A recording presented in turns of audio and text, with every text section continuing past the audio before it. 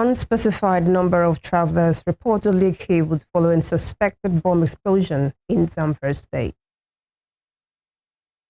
Federal government says 16 GPS-guided precision munitions deployed in joint Nigeria-United States operation in Startimes State.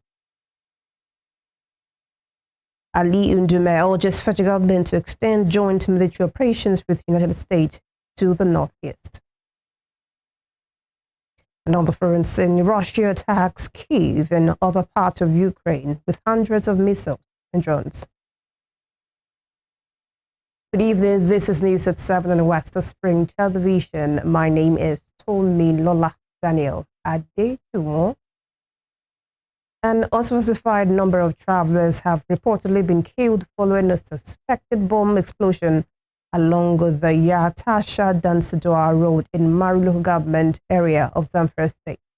The police public relations officer of the state command, Yazid Abubakar, reportedly confirmed the incident on Saturday. Videos of the alleged aftermath of the incident have been circulating online, showing travelers fleeing the scene in panic. A Katsina State Governor and chairman of the Northwest Governors Forum, Malam Dikurada, expressed sorrow over the tragic attack on worshippers at a mosque in Borno State. The governor Radar described the incident as cruel, senseless, and condemnable assault on innocent citizens engaged in worship and on the sanctity of places of prayer.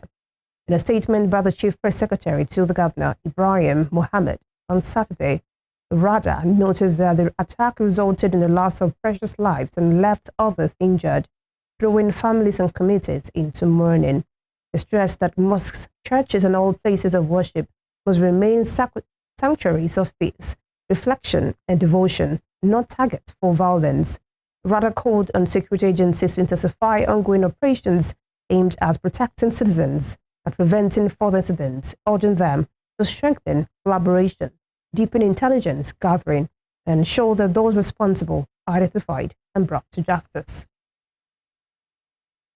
Meanwhile, the Olofa of Ofa, Oba Muftau Badamosi, has appealed to residents of the Ofa community to remain calm and go about their end-of-year celebrations following an unidentified object that fell and destroyed parts of 3 buildings in the town. An explosion damaged parts of the buildings on Thursday night, injuring about 5 people, including a couple and their little daughter.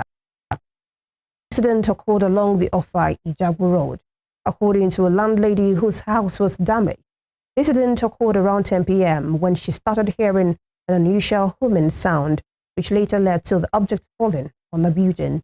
On Thursday, the United States Department of Defense said multiple ISIS terrorists were killed in the strikes conducted at the behest of the Nigerian government.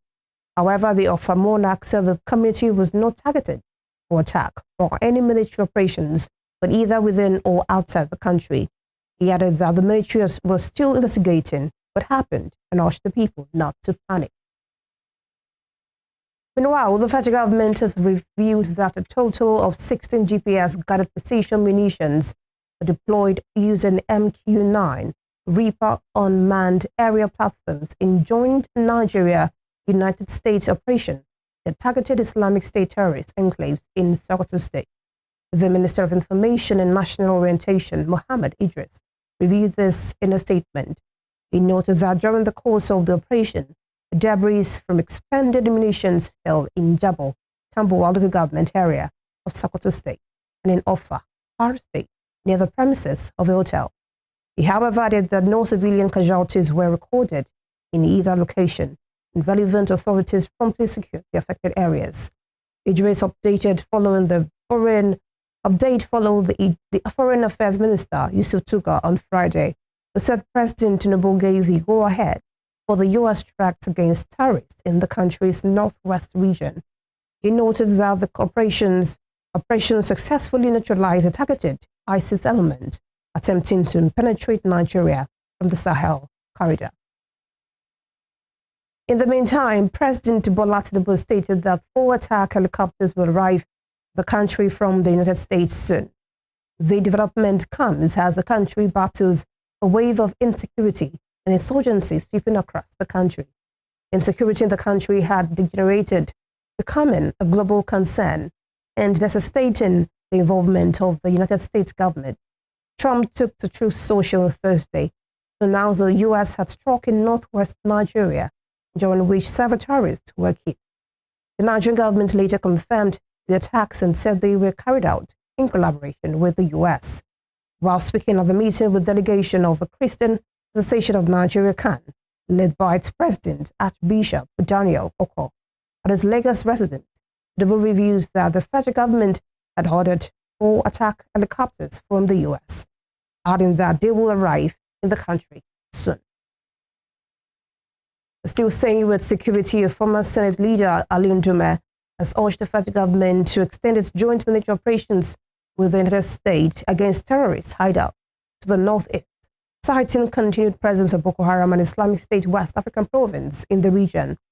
Ndume made the appeal on Saturday in a statement in which he commended the recent military airstrikes carried out against ISWAP cells in Tangassa local government area of Sokoto State.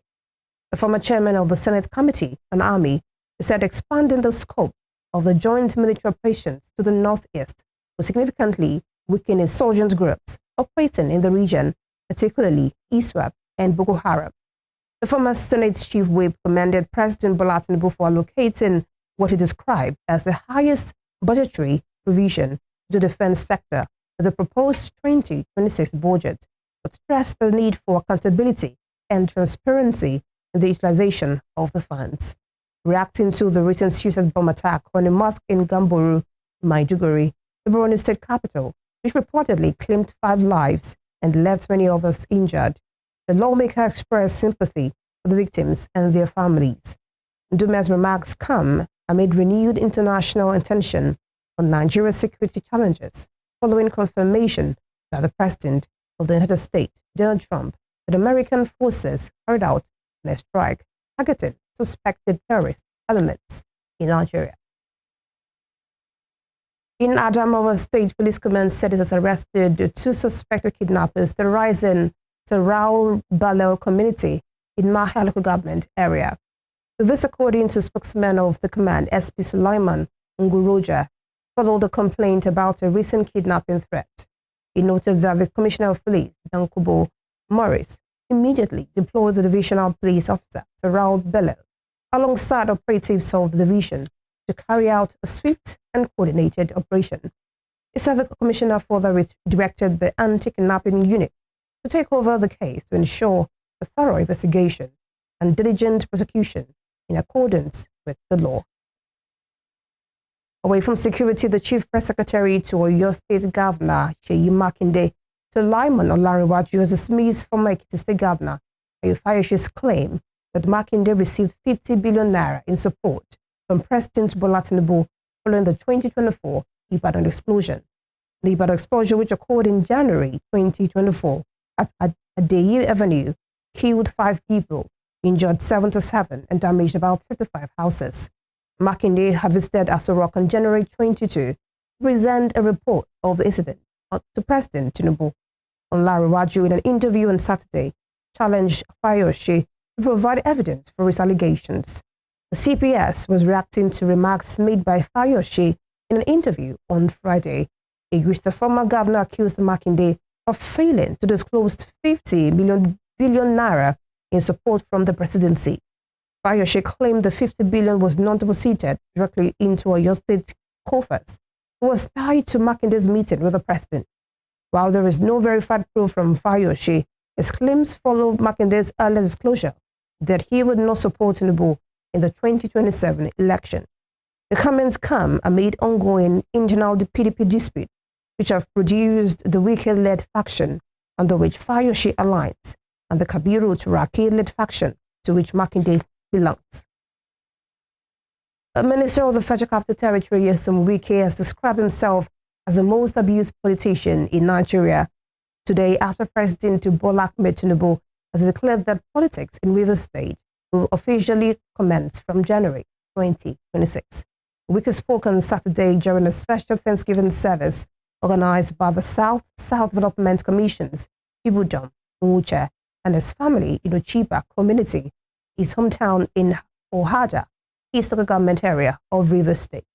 The former Rivers State governor said he does not renege on any arrangement he enters and reiterated his unwavering support for Tinubu. The FCT minister made a valid reference to the recent defection of Rivers State Governor Nalai Fubara from the People's Democratic Party (PDP) the All Progressives Congress (APC), suggesting their support for Tinubu was belated.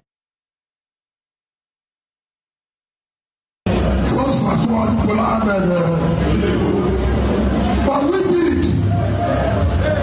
When it was time for people to say, I am mandate to stand. You should stand. I say, I am mandate to stand. And the glory of God will stood. And I am mandate to stand today is very strong. So you are the ones who made the mandate to be strong. I saw the master is stand. So all these people now you are seeing, and their mandate will stand. That time, when they were needed most, they couldn't sing that. They couldn't come out to say, first for Ahmed Bola Tinubu. Now that you stood and voted for him, and River State won, I tell you, all your struggle will not go in vain. All your struggle will not go in vain. So we have come to let you know that still be strong. Nigerians know us. When we take a decision, we have taken a decision. We don't take decision based on what people have seen. We take a decision based on we are convinced, we believe that this will happen.